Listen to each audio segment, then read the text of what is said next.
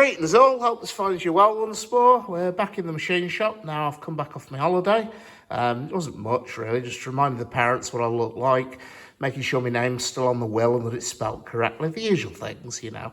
Anyway, we're now back in the machine shop and I'll just give you a quick rundown on what's been going on while I've been off gallivanting. The first thing we've got is 2 empty trestles. They're the trestles that previously had the K1 rods on them. The reason the rods aren't there is because they're back on the K1. Those new bushes that you saw the other week and the new thrust strings, they've been pressed into the rods. Paul Hutchinson and his merry band have then collected them, taken them back up to an L-peg shed and refitted them. The gradient pin bush that we saw the other week with the dodgy material, a new billet arrived in my absence. That was machined on Monday, pressed into the rod again.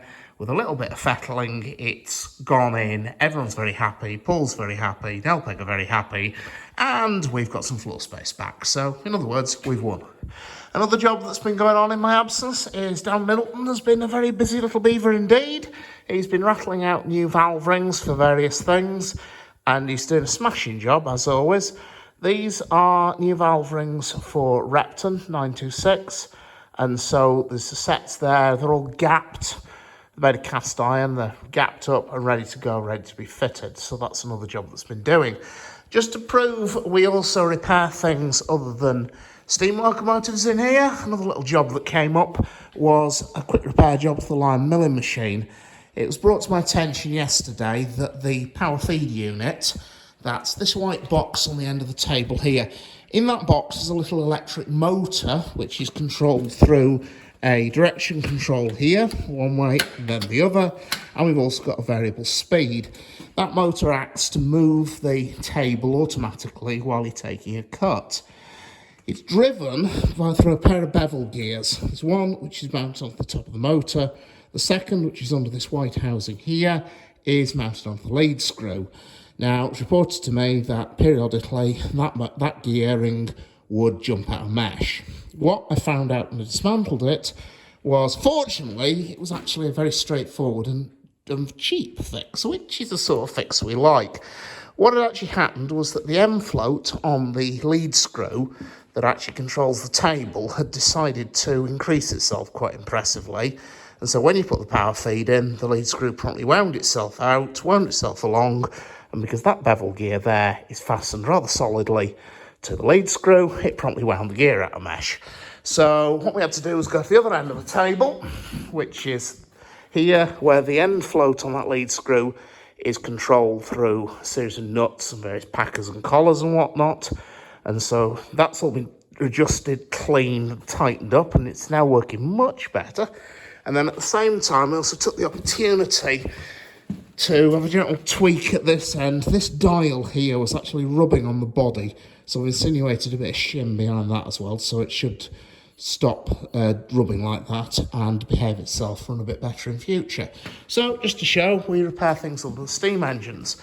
Another job that's been going on in my absence is this.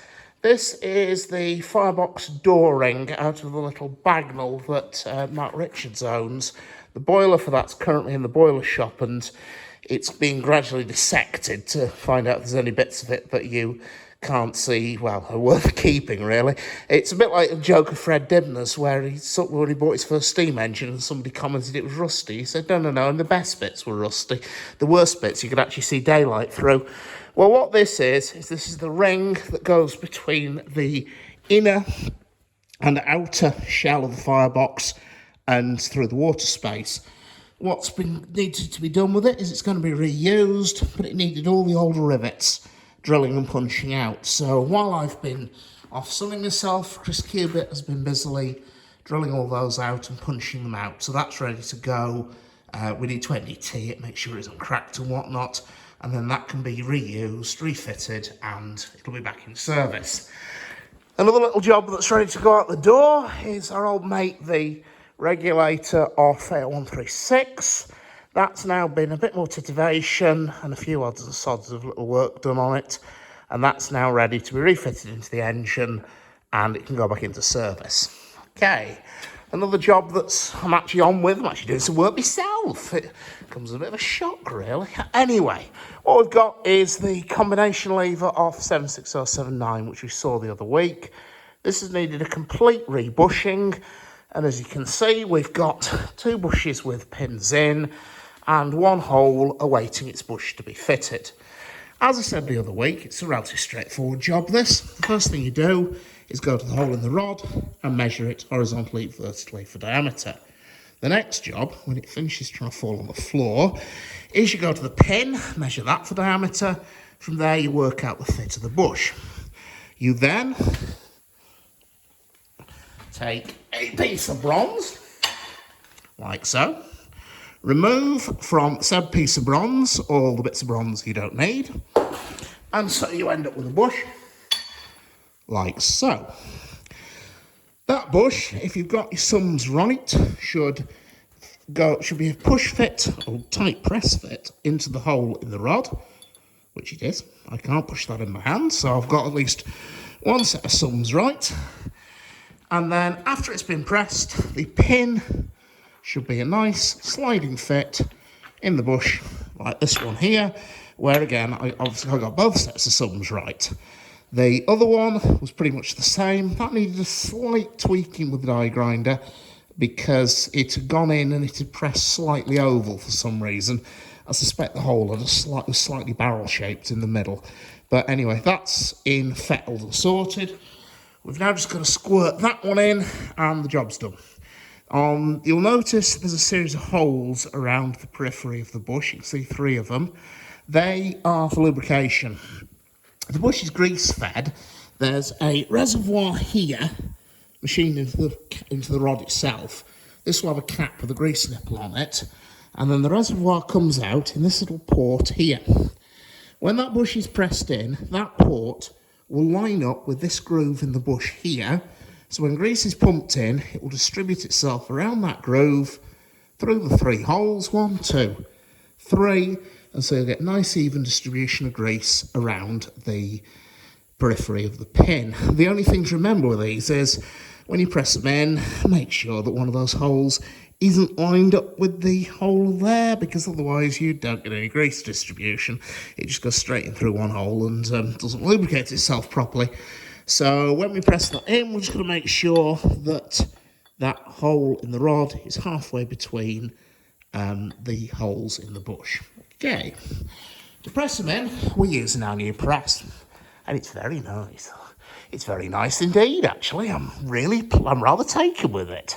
It was a donation we received from, I believe, Cotton Power Station earlier in the year. They were shutting down their workshops, and they contacted us and said, we have all sorts of things you might be interested in. And us being the usual, yes, we'll take anything that isn't nailed down, and we'll probably take the nails as well. We said, oh, yes, please. So they sent us, amongst other things, we also got a forklift. They sent us this rather nice piece of kit, and it is very nice indeed. No, you'll notice there's no horrible handles you got to pump. Oh, no. No, there's a lovely little electric pump, and we've got pressure gauges, and we've even got this. It's even got remote control. It's quite nice, this. So all I have to do is simply line everything up on the table, and I press the button here, and you'll see the ram comes down. There is a degree of speed control on it. That's a bit fast for some of the delicate work we're doing. But then we send it back up again, and it's a very nice bit of kit. First time I've used it, we haven't really had, well, to be honest, it's a mixture. I haven't had a chance to play with it, and I haven't had a job that actually needed it. Well, the 2 lined up today when we had that combination lever to go.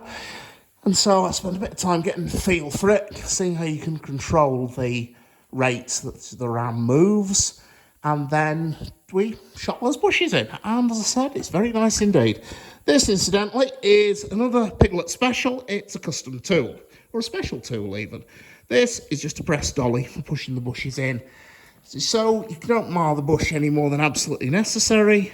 What we have is that will simply sit into the bush, and then when we come to press it, it makes sure the force is distributed around the bush, and so you won't damage the bush at all. The other end, this is me getting one tool to do 2 jobs. This is actually built for, it's actually for doing all combination levers. The one end of it will fit the larger bush in a combination lever. The other end fits the 2 smaller bushes. So there you go, folks. That's where we're up to. and that's where we're at. That should be done and out either today or tomorrow.